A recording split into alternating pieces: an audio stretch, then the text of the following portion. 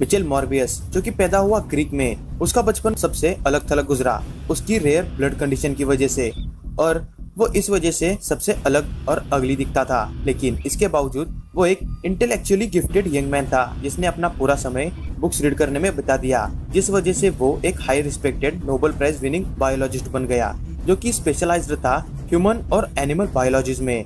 जब वो न्यूयॉर्क आया अपना होम टाउन छोड़कर, तब उसने अपनी वैम्पायरिक कंडीशन ठीक करने के लिए बहुत सारे क्योर ट्राई किए।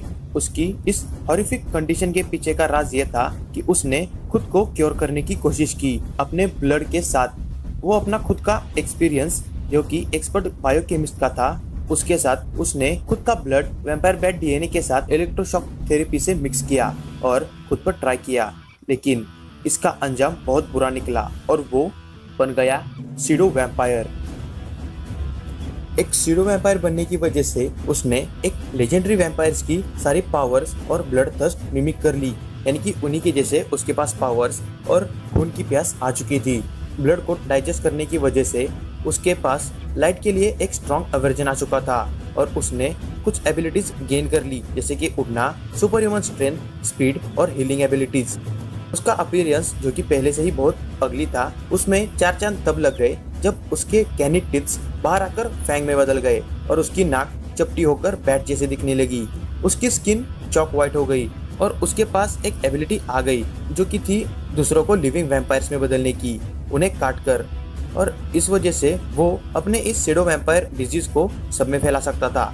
और अगर आप मिचेल मॉर्बियस का एक और वर्जन यानी कि ज़ॉम्बी वर्जन देखना चाहते हैं तो आप मॉरल ज़ॉम्बीज 4 देख सकते हैं।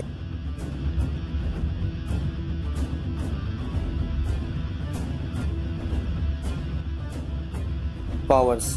एक सीडो वैम्पायर होने की वजह से वो अब एक वैम्पायर में ट्रांसफॉर्म हो चुका था, लेकिन उसका ये ट्रांसफॉर्मेशन मिस्टिकली नहीं था बल्कि साइंटिफिक था। लेकिन ऑकेजनली उसमें कुछ मिस्टिकल्स एलिमेंट्स नजर आने लगे थे, जिस वजह से उसे काफी सारी सुपर पावर्स मिली थी, जिसमें थी super human strength, super human speed, super human stamina, super human agility, super human reflexes, regenerative healing factor, fangs and clause, memories और वैम्पायर क्रिएशंस। और इसी के साथ वो सारी वैम्पायर वल्नरेबिलिटीज से इम्यून था, जैसे कि सनलाइट में जाना, बाकी भी और कुछ।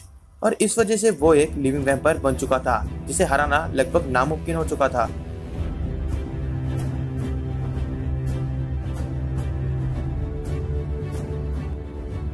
एबिलिटीज। Genius intelligence. मॉर्बियस एक ब्रिलियंट साइंटिस्ट था, स्पेशली बायोकेमिस्ट्री में। उसने उसी के साथ साथ बहुत सारे और टॉपिक्स में भी महारत हासिल कर ली थी और उसने बायोकेमिस्ट्री में नोबेल प्राइज भी जीत लिया था। उसने कभी फॉर्मल ट्रेनिंग तो नहीं की, लेकिन उसकी पावर्स ने उसे एक फॉर्मिडेबल कॉम्बैटेंट बना दिया किसी भी इंडिविजुअल एनिमी के अगेंस्ट।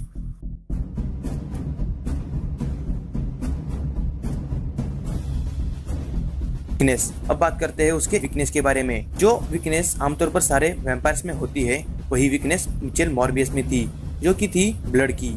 अगर वो हफ्ते में एक बार फ्रेश ब्लड इंजेस्ट नहीं करता तो वो धीरे धीरे कमजोर हो जाता और अपने ऊपर का कंट्रोल खो देता और इस वजह से वो एक मॉन्स्टर में तब्दील हो जाता।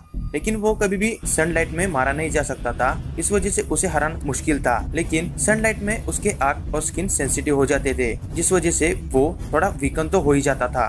तो इसी के साथ ये एपिसोड खत्म होता है। तो मुझे कमेंट करके बताएं कि आपको ये वीडियो कैसा लगा और साथ ही साथ ये कमेंट करके बताएं कि इस वीडियो में मुझसे कुछ डिटेल्स मिस हो गई हो। तो अगर आपके पास कोई और इन्फॉर्मेशन है तो मुझे कमेंट करें, और अगर आप किसी ऐसे ही सुपर हीरो के बारे में या फिर सुपर हीरो के स्ट्रॉन्गेस्ट वर्जन के बारे में जानते हैं तो ओरिजिन के लिए मुझे कमेंट करें। तो तब तक के लिए thank you friends, enjoy the life, धन्यवाद और जय हिंद।